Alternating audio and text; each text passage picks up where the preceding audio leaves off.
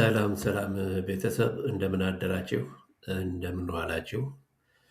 እንግዲህ በዛሬው ዕለት ደግሞ አዲስ መረጃዎችን ስላገኘሁኝ ይሄንን መረጃ እንዳቀርብላችሁ እፈልጋለሁ። ይህም የማተኩረው አንደኛ በሱዳን ኩርሙክ የተፈጸመው የድሮን ጥቃትን ከዛ በመቀጠል ወይ በሁለተኛ ወይ በሶስተኛ በዩኤኢ ወይም ደግሞ ዩናይትድ ኤሚሬትስ ዱባይ የምንለው ነው እንግዲህ በአሶሳ ኩርሙክ እያደረገች ያለውን ኢንቨስትመንት በተመለከተ እና ለአርኤስኤፍ እያደረገች ያለውን እርዳታ በተመለከተ በእነኚህ ዙሪያ ኢንፎርሜሽን ልሰጣችሁ ፈልጌ ነው። እንግዲህ የተከናወኑ በዛሬው ዕለት ማነው ትናንትናም ሊሆን ይችላል ማታ እንግዲህ ያገኙት መረጃ ምንድን ነው? ያንን መረጃኝ ከመስጠት በፊት ግን ስለ ኩርሙክ የምነግራችሁ ነገር አለ። ኩርሙክ ከተማ ማለት ልክ እንደ ሞያሌ ኬንያ እና ሞያሌ ኢትዮጵያ ከተማው የተያያዘ ነው። የኩርሙክ ኢትዮጵያ እና የኩርሙክ ሱዳን ምንም መለየት አይቻልም። ቁልቁል ዳገት መውጣት ብቻ ነው። 5 ወይ 3 ደቂቃ ቢሆን ከተማው አንድ ነው፣ ግን በአንድ የወንዝ ምናምን በመሰለ እንትን የተከለ የሚለያይ ነው። እና አሁን ጥቃቱ እየደረሰ ያለው በኩርሙክ ኢትዮጵያ ሳይሆን በኩርሙክ ሱዳን ላይ ነው። ጥቃቱን እያደረሰች ያለችው ደግሞ አርኤስኤፍ ወይም ደግሞ አብዱረማን ነው ምንድነው የሰሜናዊ ሱዳን ጋር እየተዋጋ ያለው ነው። ይታማል የዩናይትድ ኤሚሬትስ ይህንን ይደግፋል ተብሎ ይታማል። እና እሱን ወደ ኋላ እመለስበታለሁ። ዋናው ነገር ምንድን ነው? የካቲት 12 ማለትም የካቲት 12 ቀን እንደ ኢትዮጵያውያን አቆጣጠር ወይም ደግሞ ያው በትናንትናው ዕለት ማለት ነው ኩርሙክ ሱዳን በኩርሙክ ባለው ሱዳን ላይ በኢትዮጵያ ድንበር አቅራቢያ በምትገኘው ኩርሙክ ሱዳን ላይ በደረሰ የድሮን ጥቃት አንድ ሰው ሲሞት ሌሎች 8 ሰዎች ደግሞ እንደቆሰሉ ነው። እንግዲህ ኩርሙክ ሱዳን ነው እና በጥቃቱ የ16 የመኖሪያ ቤቶች መውደማቸው ነው ኢንፎርሜሽን ያለኝ እንግዲህ እና የአካባቢ የዱቄት ፋብሪካ አገልግሎት መቋረጡንም ኢንፎርሜሽኑ ይገልጻል ማለት ነው። ያ በትናንትናው ዕለት የተካሄደው ነው እንግዲህ የትኩስ ዜና ነው። እና ጥቃቱን የፈጸመው አካል የኩርሙክ ከተማ አስተዳዳሪ ጥቃቱን የፈጸሙት የሱዳን ፈጥኖ ደራሽ ኃይላት ወይም ደግሞ አርኤስኤፍ እና አገራቸው የሆነውን የሱዳን ህዝቦች ነፃ አውጪ ንቅናቄ ሰሜን ሁለት እንትኖች አሉ ንቅናቄዎች። አንደኛው የአርኤስኤፍ ነው። ሁለተኛ ደግሞ የሱዳን ህዝብ ነፃ አውጪ ንቅናቄ ሰሜን ክፍል እና አንድ ላይ ሆነው ነው እንግዲህ ኩርሙክን በድሮን ያጠቁት በትናንትናው ዕለት ማለት ኩርሙክ ሱዳን በጣም ከኩርሙክ ኢትዮጵያ ጋር አንድ ከተማ ሆኖ የሚያለያያቸው ወንዝ መሰል ነገር ነው፣ ወንዝ ነገር ነው የሚያለያያቸው ማለት ነው። እና ሌሎች ጥቃቶችን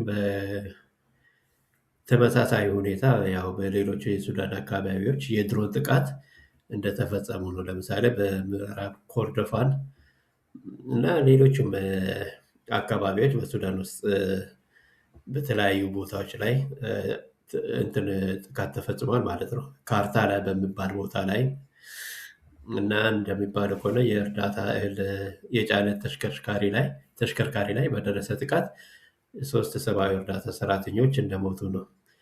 እና በአሁኑ ወቅት እንግዲህ የሱዳን ሁኔታ የእርስ በርስ ጦርነት ወደ ድሮን ውጊያ እየተቀየረ መሆኑን ኢንፎርሜሽኑን የሚገልጸው እና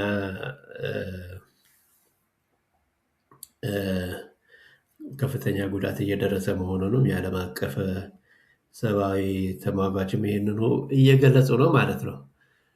ይህን ካልኩኝ በኋላ እንግዲህ ብዙ ጊዜ የምታሙት በድሮን በኩል የኤሚሬትስ ወይም ደግሞ የተባበሩት አረብ ኤሚሬትስ ዩኤኢ በቤኒሻንጉል ክልል በኩል ፈጣን ድጋፍ ወይ ደግሞ ለፈጣኑ ድጋፉ ለአርኤስኤፍ የጦር መሳሪያ እና ድሮኖችን እንደላከች የሚገልጹ ሪፖርቶች አሉ። እንግዲህ ይታማሉ እነኚህ ዩኤኢ እና በዚህ ሪፖርት መሰረት እንግዲህ ምን አይነት የጦር መሳሪያ ነው እየረዳቸው ያለችው ለዚህኛው ለአርኤስኤፍ የምለውን የመሳሪያውን አይነት እንግዲህ ይሄ የተረጋገጠ አይደለም።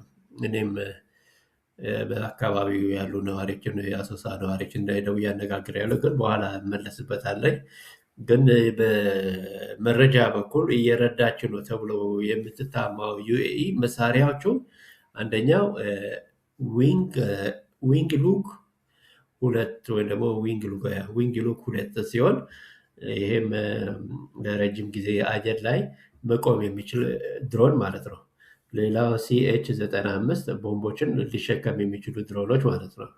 እና ኮድ ኮፕተር የሚባለው 120 ሚሊ ሜትር የሞተር ጥይቶችን መጣል የሚችሉ ናቸው ማለት ነው። ሌላው ሳንፍላወር የሚባል ድሮን ኤምኪው 9 ወይም ደግሞ ኤምኪው 9 ቢ የድሮን አይነቶችን ነው እንግዲህ እየረዳች ያለችው ማለት ነው። እና ይሄንን ሁኔታ በተመለከተ በራሴ በኩል እነኚህ መረጃዎችን እውነትም ኤምሬትስ በዛ በቤኒሻንጉል በኩል እየረዳችው ነው የምለውን ለማረጋገጥ ሞክሬያለሁ። እና ይሄ ብቻ አይደለም እንግዲህ እየተነገረ ያለው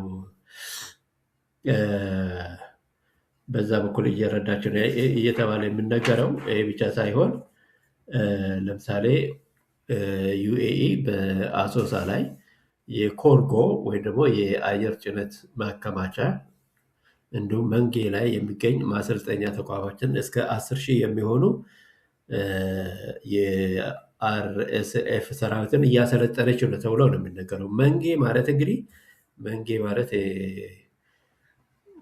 ከተማ ነው፣ ትንሽ ከተማ ነው። መንጌ ማለት እንግዲህ መንግስቱ ኃይለማርያም ማለት አይደለም፣ እንዳትሳሳቱ ብዬ ነው።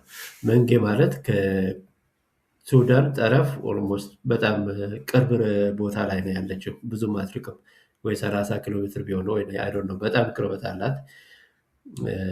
እና በዛ አካባቢ ላይ እስከ 10,000 የሚሆኑ የአርኤስ ካምፕ መስረታ እያሰለጠነች ነው የሚል ሀሜት አለ። በዛውም እንግዲህ ይሄ ድሮኖቹን የምታከማችበት የማከማቻ መጋዘን ወይም ደግሞ ኮርጎን አሶሳ አውሮፕላን ማረፊያ ላይ እንደሰራች ሮይተርም ብዙዎቹ የውጭ እንትኖች እየዘገቡ ነው ያሉት። እና ይሄ ነገር እውነት ነው ብዬ ለማረጋገጥ ማስረጃ ለማግኘት ከተማ ወይ አሶሳ ነዋሪ የሆኖች ደውዬ አነጋግሬ ነበር። አያውቁትም። በቃ ይሄን ነገር ምንም ነገር የወታደር እንቅስቃሴም የለም። ድሮኖችም ስነሱ ሲያርፉ ያው አውሮፕላን ማረፊያው እዛ አካባቢ ስለሆነ ማየት ይቻላል፣ ግን ምንም የምናየው ነገር የለም የሚል ኢንፎርሜሽን መረጃዎችን ነው ያገኘሁት። እንግዲህ ከአካባቢው ነዋሪ የተሻለ እንግዲህ የሮይተር ምናምን ሊያውቁ አይችሉም። እና ይሄን ይመስላል ለማለት ፈልጌ ነው። ምንም የወታደር እንቅስቃሴ ሲኖር መኪናዎቹ ሲሽከረከሩ ምናምን ያስታውቃሉ ጦርነት መኖሩ። እና ከተማ ነዋሪዎቹ የአሶሳ ከተማ ነዋሪዎች እንደነገሩኝ ከሆነ እንደዚህ አይነት እንቅስቃሴ ምንም ነገር የለም። ይሄ ካርጎ ወይ ደግሞ የአውሮፕላን ማረፊያ መጋዘኖችን ምንም ነገር እንደዚህ አይነት ነገር የሚያውቁት ነገር የለም ነው ያሉኝ። እንግዲህ ኢንፎርሜሽን እናገኙት እናንተም በራሳችሁ በኩል ደውላችሁ ማረጋገጥ ትችላላችሁ። ሌላው ኤሚሬት ከአሶሳ እስከ ኩርሙክ ያለው መንገድ በከፍተኛ ፍጥነት እየገነባች እንደሆነች ነው እንግዲህ ያለኝ ኢንፎርሜሽን። የመንገዱ ሁኔታ እንግዲህ ከአሶሳ ኩርሙክ ኢትዮጵያ የሱዳን ድንበር ድረስ ማለት ነው ወደ 90-80 ኪሎ ሜትር አካባቢ ነው ከአሶሳ ኩርሙክ ወይም ደግሞ ድንበር ላይ ያለው መንገድ። እንግዲህ ያንን እየገነባች ነው የምለው ኢንፎርሜሽን ያገኘሁት። እንግዲህ ባለፈው ጊዜ ከአሁን በፊትም የኢትዮጵያ መንገዶች አስተዳደር ይሄንን መንገድ ቀጠናዊ ትስስር ለንግድ እንቅስቃሴና ከፍተኛ ፋይዳ እንዳለው ገልጸው ነበር ማለት ነው። ከዛ ውጪ ዩናይትድ ኤምሬትስ በዛ አካባቢ ቤኒሻንጉል አካባቢ ይመስለኛል፣ ያው አሶሳ አካባቢ የወርቅ ማዕድን እና የተለያዩ ማዕድኖችን ኢንቨስት ለማድረግ ፍላጎት እንዳላት እና ስምምነት መኖራቸው ነው እንግዲህ ኢንፎርሜሽን ያለኝ። የኩርሙክ ወርቅ ማዕድን ከዚሁ ጋር የተያያዘ ነው ይላል። አይዶ ነው እንግዲህ የኩርሙክ ወርቅ ማዕድን ባለፈው ጠቅላይ ሚኒስትሩ አሶሳን በጎበኙበት ሰዓት እስከ 500 ሚሊዮን ዶላር የሚገመት ያው ተጀምረዋል አስጀምረዋል እና በሚቀጥለው ወር እንደሚያልቅ ነበር የተናገሩት። ምናልባት ሊዘገይም ይችላል እንግዲህ እስከ ሰኔም ሊቆይ ይችላል ያለው ሁኔታ። እዛ ያለውን ኢንፎርሜሽን የለኝም።